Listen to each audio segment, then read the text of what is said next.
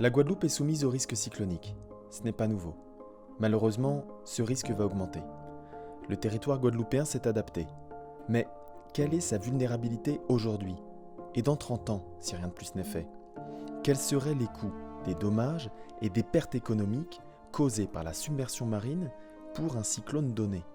Une équipe de BRGM cherche à répondre à ces questions dans le cadre d'une étude publique financée par l'ADEME, la Chambre de commerce et d'industrie des îles de Guadeloupe et le BRGM.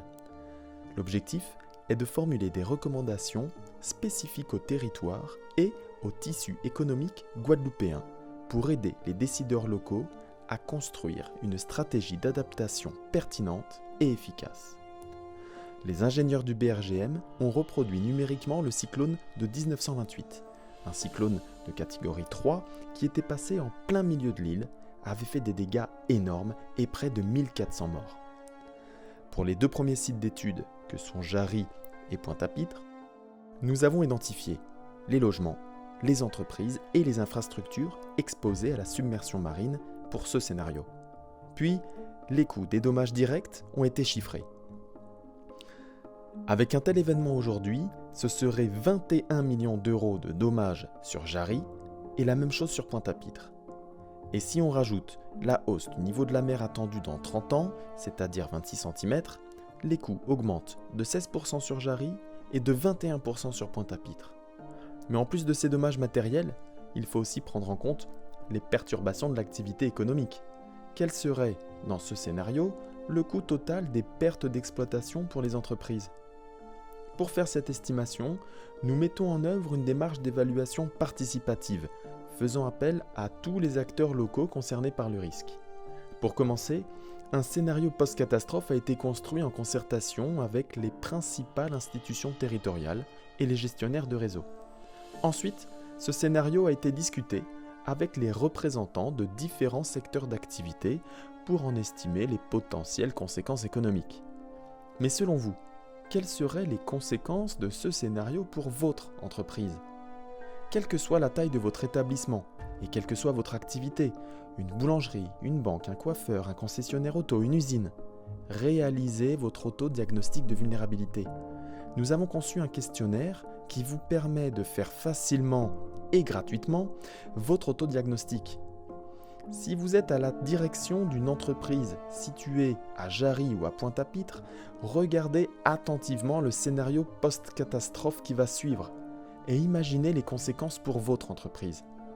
Juste après, répondez au questionnaire pour non seulement faire un premier pas vers la réduction de votre vulnérabilité, mais aussi pour participer à cette étude qui influencera les prochaines politiques guadeloupéennes d'adaptation aux risques côtiers. Voici le scénario possible pour les deux zones d'études que sont Jarry et Pointe-à-Pitre. Sachez que vous pourrez revoir à tout moment la vidéo du scénario pendant que vous répondrez au questionnaire. En bleu apparaissent les zones submergées lors du passage du cyclone. En orange, les bâtiments touchés. En rose, les routes touchées. Il faut un peu moins de 48 heures pour que l'eau s'évacue.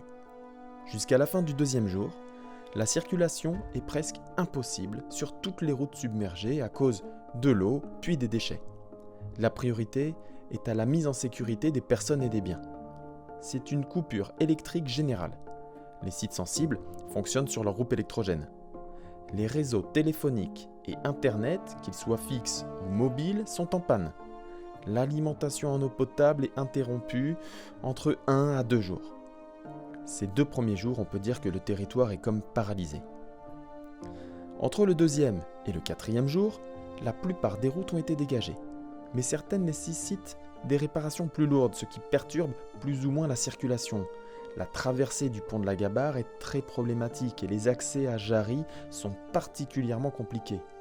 L'électricité est rétablie, mais pas dans les zones en bleu. Dans ces zones, il n'y a pas non plus de téléphonie mobile. Partout ailleurs, le réseau mobile est dégradé et saturé. Il n'y a pas de données mobiles, mais la voix seulement. Le réseau téléphonique et Internet fixe est lourdement touché, ce qui rend notamment compliqué de retirer de l'argent et de payer par carte bancaire. Entre le 4e et le 7e jour, la circulation reste très perturbée pour les accès nord de Jarry et pour la traversée du pont. Dans les zones en bleu, le retour de l'électricité est très lent. Pendant la seconde semaine, l'accès nord-est de Jarry reste le dernier point noir de circulation. On observe un rétablissement massif de l'électricité. Pour la téléphonie mobile, il y a une extension progressive de la couverture et de la puissance du réseau. C'est enfin le retour de l'Internet mobile. À la fin de la seconde semaine, il n'y a plus de perturbations de circulation et les rares bâtiments privés d'électricité restent des cas exceptionnels. Le téléphone et l'Internet fixe ne sera rétabli qu'au bout de 3 mois pour Jarry et 6 mois pour Pointe-à-Pitre.